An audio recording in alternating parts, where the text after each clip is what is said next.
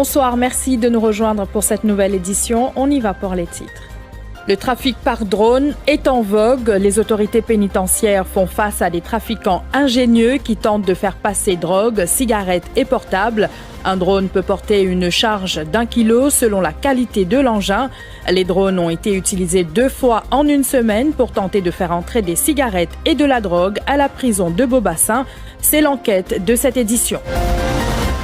Le ministère de la Santé impose une réduction de 85% des heures supplémentaires pour certains personnels, suscitant de vives réactions. Un appel lancé pour le maintien du niveau de service. Affaire Michaela Hout, l'accusation provisoire d'entente délictueuse contre Dassen Narayanen rayée en cours de Pamplemousse ce matin. Cet ancien vigile de l'ex-hôtel Legends avait été une nouvelle fois arrêté en 2022. Manifestation des membres du mouvement Rannulataire devant les casernes centrales. Ils dénoncent ce qu'ils qualifient de brutalité policière après les incidents survenus à Côte-d'Or le mois dernier et lancent un appel au commissaire de police pour prendre les actions nécessaires. Sur le plan international, des familles fuyant les frappes israéliennes sur le Liban arrivent en Syrie. En une semaine, 2 drones interceptés par les autorités pénitentiaires, c'est le nouveau joujou des trafiquants. Ils font passer de la drogue, des cigarettes et des téléphones portables. Les gardes arrivent à maîtriser les engins quand ils les voient, mais cela peut se passer en pleine nuit. Et le jour, on récupère le colis. Le mécanisme est bien huilé. C'est l'enquête de ce soir, signée Jean-Luc Émile. Des colis de drogue livrés par drone en prison, l'innovation perpétuelle des malfaiteurs. Le dimanche 15 septembre 2024 à 15h45, un surveillant est alerté par un bruit étrange à proximité de l'hôpital de la prison. Grande fut sa surprise lorsqu'il aperçoit un drone volant à environ 9 à 11 mètres d'altitude. L'engin volant de marque DJI et de couleur grise est sur le point de livrer un colis suspect lorsque le surveillant intervient. Son seul réflexe est de lancer 2 pierres qui finissent par atteindre le drone. Celui-ci est projeté au sol. Le surveillant récupère l'appareil et découvre un étui attaché à un câble électrique. Il contenait 394 cigarettes, 10 comprimés blancs, probablement de la drogue, ainsi que 2 téléphones miniatures très prisés par les détenus en raison de leur petite taille. À ce jour, ni le pilote du drone, ni l'individu auquel étaient destinées ces marchandises n'ont pu être retracés par la police et les autorités pénitentiaires. Une nouvelle tentative de livraison de colis par drone a eu lieu ce matin, aux petites heures, à 2 heures précisément. Un surveillant de service à l'extérieur de la prison remarque un engin volant dans le ciel, au-dessus d'un lieu de culte de l'enceinte de la prison. Il observe ses mouvements et l'appareil semble vouloir se poser. Le garde-chaos n'intervient pas, il laisse l'appareil se poser sur le lieu de culte et s'empresse de mettre la main sur le drone. Il découvre alors le contenu d'une sacoche, 400 cigarettes et 2 téléphones portables miniatures toujours. Une plainte a été déposée au poste de police de Barclay.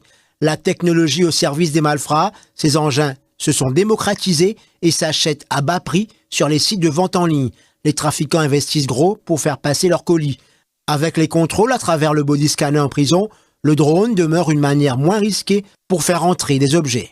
En 7 jours, 2 tentatives ont été recensées, le gros des colis étant des cigarettes. Ce produit interdit en milieu carcéral se vend entre 1000 à 3000 roupies l'unité, un juteux business. Les fumeurs payent cher pour obtenir leur clope. Aujourd'hui, les drones peuvent accomplir cette tâche. Un opérateur nous confiera que l'appareil peut transporter une charge importante. Ouais, la technologie est bien avancée aujourd'hui. Il y a un drone capable de jusqu'à 50 grammes, jusqu'à 1 kilo parfois. Un drone magique là est suffisamment puissant pour faire ça. Il y a aussi un Inspire qui est capable de plus gros poids. Mais le mini-drone là, c'est difficile ça. Ouais, c'est difficile. Le trafic par drone est en vogue dans de nombreux pays. En France, les surveillants ont dû faire face à des drones équipés de pinces permettant de larguer une chaussette contenant de marchandises suspendues par du fil de pêche. Le cannabis et les téléphones constituent la majorité des commandes, mais on y trouve aussi des kebabs, des merguez et des couteaux en céramique. La CP Vinod Apadou, ancien commissaire des prisons, se souvient que de son temps, ces engins étaient rares de par leur prix. Il a eu 2 cas à l'époque. Il avait recommandé l'achat de brouilleurs pour empêcher les drones de s'approcher. Il en parle à Jean-Luc Émile. Moi, dans mon époque, pas ça comme ça. Drone suisse, pas de ça. Une fois, nous arrêtons il y a une chose avec un drone. Tu peux faire les tours, après, d'une réalité, nous allons reconnaître ça. Après, une fois, un drone, il vient tomber près là-bas. Mais pas qu'il n'y a rien là-dedans. Juste une reconnaissance, une affaire comme ça. Moi, je peux dire, moi, mon cas, il t'a donné mon formation dans Atsu, dans choses, et je tout connais. On arrête tout le monde gros, vous connaissez, on arrête tout le monde petit gros trafiquant qui est là dans choses, personnellement, avec mon l'équipe, et ce qui fait que je suis PPA, parce que je connais la drogue, heavy sentence, ça va nous faire là-bas, tu peux faire transaction. Moi, je pensais, à l'époque qui c'était, un drone, tu ne sais pas combien. Pour dire, il y a un moyen, un drone, il risquait qu'il fait un travail comme ça, il perd des libertés. Un drone, il peut vendre un drone. Longtemps, vous avez un drone sophistiqué, un drone, si c'est là longtemps, il peut capter beaucoup, il peut guetter, il n'est pas capable de sortir quelque chose. Après, je peux prendre un drone, je peux arroser, insecticides, pesticides, tout ça, je vais passer le grand carreau, il peut sortir assez une fois conséquent. L'actuelle direction de la prison n'a pas souhaité faire de commentaires sur le sujet et non plus dévoiler le dispositif de sécurité en place. Une circulaire émise par le Senior Chief Executive du ministère de la Santé suscite la polémique face à une explosion des dépenses liées au paiement des heures supplémentaires durant l'exercice financier 2023-2024. Des mesures strictes ont été annoncées aux directeurs régionaux et des chefs de département. Le ministère des Finances impose une réduction drastique de 85% des heures supplémentaires pour certains grades de personnel, tels que les attendants et healthcare assistants, tout en exigeant le maintien du même niveau de service. Une source au sein du ministère parle d'un laisser-aller qui a trop duré. Ashnanek Chedirabo.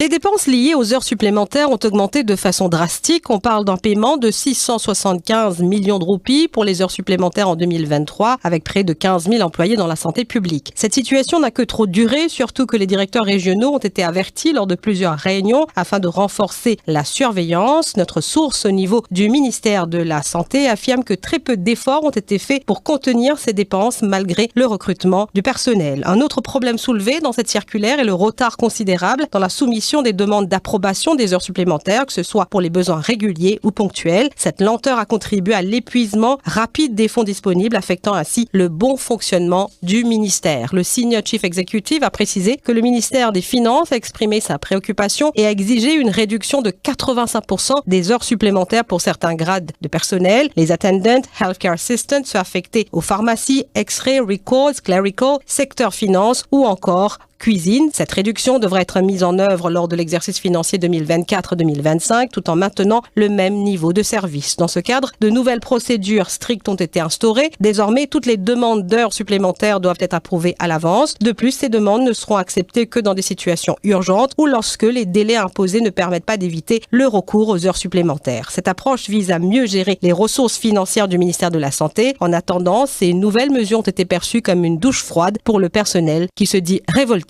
et frustré.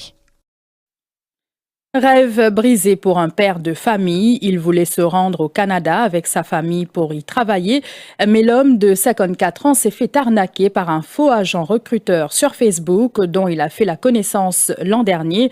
Le faux agent recruteur lui a demandé d'ouvrir un compte bancaire pour des transferts d'argent. Pour être plus convaincant, il lui a même envoyé un faux contrat de travail et il lui a aussi promis 8 000 $. La victime soutient avoir fait des transferts d'argent de plus de 8 000 roupies pour des frais administratifs. Par la suite, le faux recruteur a disparu. Mais au fait, mon rencontre lui, il dit moi, pour lui, pas besoin de casse non rien, c'est lui qui besoin de mon casse. Là, si une fille, elle a lui, il dit moi, ouvert un compte là-bas. Ben là, mon peut dire, peine non rien, perdu, parce que, mon peine à casse là. Il peut faire moi ouvert un compte, pour me dire comme si, il pouvait verser l'argent là, l'eau raconte là. Même qu'il est pour de moi, pour me dire pour me faire mon ben débourse, pour moi, Canada. Il peut envoyer moi $8,000. Là, il dit moi, il pouvait verser l'eau raconte là. Avant, moi, tu as un compte là, là, il dit moi, je payer. Il dit moi, tout ça là pour rembourser, c'est moi. Ben, frère qui peut payer là, tout ça là pour remboursement. Ben, frère, ben, débourse, papier, ben, pour immigration, tout ça là. Après, là, il a envoyé moi un contrat d'assurance au côté travail. Il dit moi, je besoin signer, on va dire pour lui capable d'avoir sa casse là. Là, ça va des contrats là, il mettait qui m'a besoin payer une assurance de 9,000 roupies. Là, moi, on arrête de payer. Moi, je dis non, moi, pourquoi arrête de payer? Enfin, écoute, combien coûte moi vous repayer? Rêve tout fini, rêve tout gâté, fini. Bruno Lorette annonce sa candidature dans la circonscription Port-Louis-Ouest, Grande-Rivière-Nord-Ouest pour les prochaines élections générales, sans toutefois dire sous quelle bannière. Le membre de One Maurice affirme que son combat a débuté dans la circonscription numéro 1 lorsqu'il fallait aider les squatteuses.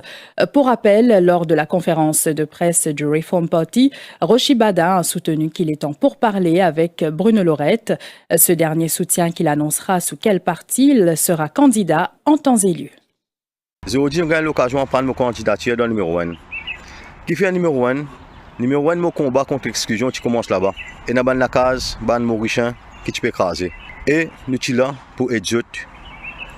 Pour aider les autres dans le froid, nous sommes les autres en nourriture, nous sommes les autres dans l'attente, et même nous sommes les autres dans le sac de couchage, et les autres qui chose encore pour être capables de combattre cette période-là. Numéro 1 est hautement symbolique pour moi, parce qu'il représente l'espoir. Je dis tout ce monde est fini d'être relogé. Je gagne la case, et ça va nous enfants, tu peux dormir dans le là. Je gagne un toit, les autres la tête. Je ne connais que ça veut dire arrête de dormir à la belle étoile. Moi personnellement, Bruno Lorette, je vais mettre tout mon équipe dans ce combat-là, et je vais mettre tout mon équipe pour qu'il numéro 1 ait un développement. Qu'il numéro 1 il retrouve une certaine lettre de noblesse. Vous pouvez pas dire moi qui développement il gagne dans le numéro 1 pendant 125 ans là. Il reste quasiment à l'abandon. Et nous trouvons aussi qu'il y a un problème en habitant peut gagner avec une zone industrielle. Et aussi avec nos deux policiers qui viennent avec moi. Mon ratio, c'est vous deux policiers de choc, pareil que moi nous prenons dans les autres régions. Mon combat, pas arrêter là. Et mon combat, mon fait pour tout Mauricien, dans chaque coin pays. Avec moi, avec nous l'équipe, avec tout le monde qui peut mettre la main ensemble pour faire pays là bouger. Dire non à l'exclusion, dire oui à l'intégration sociale, dire oui au progrès et surtout dire oui au bien-être de l'humain. Nous avons tenté d'avoir la version de Sherry Singh après l'annonce de la candidature de Bruno Lorette, mais son entourage nous a répondu qu'il est indisponible pour le moment. Si nous ne changeons pas notre modèle économique actuel, notre pays tombera dans le précipice. Déclaration de Dave Sanassi, membre de l'Union Maurice, face à la presse cet après-midi. Il est revenu sur sa vision pour 2050, un projet qu'il souhaite mettre en œuvre dès que son parti prendra le pouvoir. Si nous pas changeons le modèle économique, si nous pas développons différents secteurs, le pays poil dans le précipice. L'entreprise qui fait plus que 50 millions de chiffre d'affaires, qui déclare profit, un pourcentage de dividendes, autres pour bizarre, across the board, partage avec les autres employés. Comment il était en France? Parce qu'il est tout à fait important qu'il y ait un employé de l'entreprise qui participe dans la vie, faire grandir l'entreprise comme eux autres. Eux bénéficier une partie, ça profit là. Dave Sanassi a également annoncé que José Moire ne fait plus partie de l'Union Maurice, mais il reste toutefois dans le parti LPM. Manifestation du mouvement Ranulataire devant les casernes centrales à la mi-journée. Ses membres dénoncent ce qu'ils qualifient de brutalité policière après les incidents survenus à Côte-d'Or le 27 août dernier. Le porte-parole, Rajen Narsinghen, déplore l'attitude de certaines unités de la police face aux manifestants, tandis que Devarajan Kanaksabi annonce de nouvelles actions si rien n'est fait pour restituer le terrain au Redry Triangle. Il n'a pas caché sa colère concernant le bail de la mère du Deputy Prime Minister Stephen Obigadou chez Adjadou. Devarajan Kanaksabi a qualifié cette affaire de 2 poids, 2 mesures. Nous ne pouvons pas venir là pour faire caractère assassination de personnes. Ils pendant 20 bonnes années, ils peuvent faire non, nous sommes à la terre là. Renouveler son contrat. Nous 3 ans. Et là, nous sommes écrasés. Prendre la monnaie, on dit, allez, la monnaie que nous ramassons. Et je nous pas faire non, je nous aller. Mais ça a été l'argument là pour ne plus monter dans la population mauricienne. Nous disons, nous pouvons nous faire. Nous pouvons nous faire jusqu'au bout. Rajen Narsinghen, conseiller légal du mouvement, annonce des actions prochainement contre la police. Et en temps et lieu, bien sûr, ça va camarade là vous mettre de bonnes caisses criminelles contre certains des éléments de la police là. Et aussi contre certains bouncers qui mixent les autres avec la police. Aujourd'hui, c'est ça qui est dangereux. Ou bien certains tontons macoutes qui peuvent mettre en place dans Maurice. Et là, comment dire, un système parallèle avec un vrai policier. Pas question de baisser les bras, soutient pour sa part Radjen Arnachelum. Et nous pouvons faire un appel sur la terre là, nous pouvons continuer jusqu'au bout. Nous pouvons aller jusqu'au bout pour nous récupérer sur la terre. Triangle du là parce que ça lui appartenir à la communauté tamoule. Nous pas pour laisser ça comme ça. Kanaksabi a annoncé de nouvelles actions prochainement si rien n'est fait. Pour innover, nous pouvons faire nouveau. Pour que notre monde qu'on est dans Maurice, qui est en politique, si la manifestation pas marché, si la grève la fait pas marché, si beaucoup ça fait pas marché, il y a d'autres affaires qui nous peuvent servir et nous pour servir en temps et lieu. Et nous pas bluffer nous, quand nous avons affaires, tout le monde connaît nous pour faire et nous passe à l'action. Les membres du mouvement Ranulataire sont catégoriques. La lutte prendra fin quand ils auront récupéré le terrain. Les directeurs et propriétaires des écoles pré-primaires sous le Grant In Aid Scheme craignent la fermeture de leurs établissements. Ils ont exprimé leur doléance lors d'une conférence de presse ce jeudi. Cela concerne les règlements mis en place par l'Early Childhood Care Education Authority pour le fonctionnement des écoles. Satyam Jadou, le porte-parole, a énuméré les problèmes auxquels ils sont confrontés. En tant que manager, propriétaire, directeur de l'école pré-primaire, qui tombe sous la GI Scheme. Nous souhaitons, ce qui nous peut attendre, l'autorité concernée, c'est la ECCEA, avec le ministère de l'Éducation. Je t'écoute nos doléances, je te prends note de nos doléances, et aussi une solution qui nous peut proposer, je suis capable de mettre en pratique dans le sens qui, comme dit, soulage nous, côté nous, une situation, côté nous, un problème, côté nous, un concern qui nous est là. Nous, la fin de septembre, le bilan qu'il nous veut faire, là, il est là. Mais quand même, bon, Madame la ministre, nous ne pas dire qu'il tout ça fait qui est mauvais. Hein. Je viens avec un projet de GI Scheme, comment M. Bakoraline dit, Madame la ministre, gouvernement qui est actuel, nous ne soutiennons pas ce projet-là. Parce que quelque part, si nous partirons sous GI Scheme, ce projet-là pas un succès. En guillemets, comme on peut dire, la majorité ne rentrait, mais peut-être il n'a un peu trop vite. Là, nous avons une lacune que nous demandons. Régler ça va une situation là. Et si la situation n'est pas réglée, nous avons une fermeture l'année prochaine, c'est bien sûr. Mais nous pouvons prévoir ça. L'accusation provisoire d'entente délictueuse contre Dasen Narayanen a été rayée en cours de Pamplemousse ce matin dans l'enquête sur le meurtre de l'Irlandaise Michaela Hott. Cet ancien vigile de l'ex-hôtel Legends avait été une nouvelle fois arrêté dans cette affaire en 2022.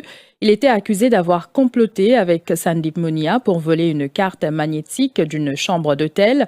Dasen Narayanen avait été arrêté pour la première fois en 2011 et 2 ans plus tard, l'accusation provisoire avait été rayée. Michaela Hott avait été tuée dans sa chambre d'hôtel à Grand Gobe le 10 janvier 2011.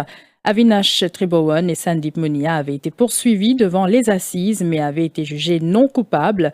Le flou reste entier sur le meurtre de l'Irlandaise qui était en lune de miel à Maurice. La suite de ce journal après la pause.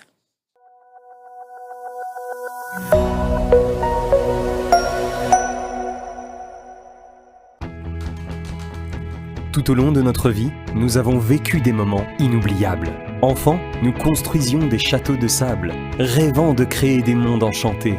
À l'adolescence, nous concevions des maquettes de maisons, puis nos idées prenaient forme. Aujourd'hui, dans notre jardin, nous savourons ces moments de joie avec notre famille. La vie est faite de ces moments inestimables. Ce que nous avons imaginé, créé et partagé.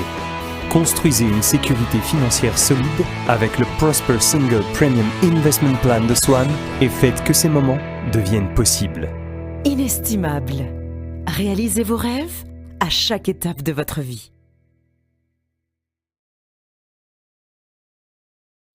Prisonnier d'une douleur au genou, mais pas prêt pour une chirurgie? L'embolisation de l'artère géniculaire de mi-haute est la solution. C'est une procédure mini-invasive, sans anesthésie générale, sans chirurgie ouverte et sans cicatrice. Appelez le 52 52 19 06 pour plus de détails ou visitez le Mi-Haute Hospitals Information Center. Libérez-vous de la douleur arthrosique au genou et retrouvez un mode de vie actif.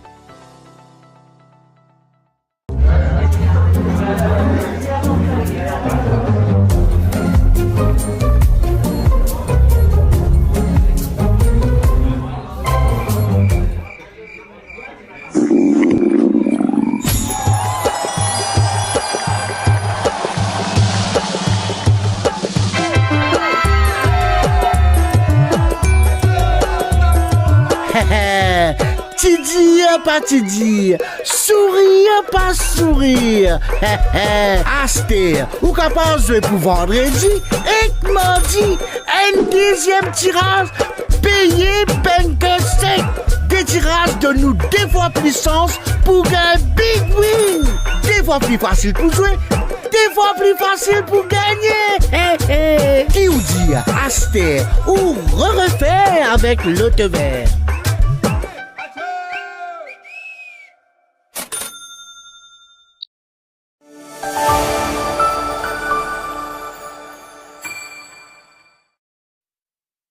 Sur le plan international, Israël a promis ce jeudi de combattre le Hezbollah libanais jusqu'à la victoire, rejetant un appel international à un cessez-le-feu de 21 jours pendant que les frappes aériennes massives se poursuivent sur l'est et le sud du Liban. Pour la 4e journée consécutive, l'armée israélienne a mené des dizaines de frappes contre le mouvement islamiste soutenu par l'Iran, qui a annoncé avoir visé des installations de production militaire près de Haïfa, le grand port du nord d'Israël. Des bombardements intenses ont également visé l'est du Liban, un autre fief du Hezbollah, où une frappe a fait 20 morts, presque tous des Syriens, près de Baalbek, selon le ministère libanais de la Santé. L'artiste sud-africain The Kiffness, habitué des remixes humoristiques avec des sons d'animaux parce qu'ils unissent les gens, s'est attiré une notoriété soudaine sur Internet avec sa parodie d'une fausse information relayée par Donald Trump assurant que des migrants mangent des chats et des chiens aux États-Unis. L'intérêt a été énorme des deux côtés, des démocrates, des républicains, de la presse française. Je n'ai jamais rien vu de pareil, confie David Scott, vrai nom de The Kiffness. Hier, avant son concert à l'Élysée-Montmartre à Paris, avec plus de 8,5 millions de vues sur YouTube en 12 jours et des millions d'autres engrangés sur différents réseaux sociaux, sa vidéo « Eating the Cats » a dépassé l'actualité politique américaine jusqu'à faire le tour du monde. Tout est parti d'allégations infondées relayées par Donald Trump lors du débat qui l'opposait le 10 septembre à sa rivale démocrate Kamala Harris. Voilà, nous sommes arrivés à la fin de cette édition. Merci de l'avoir suivi. Bonne soirée à vous.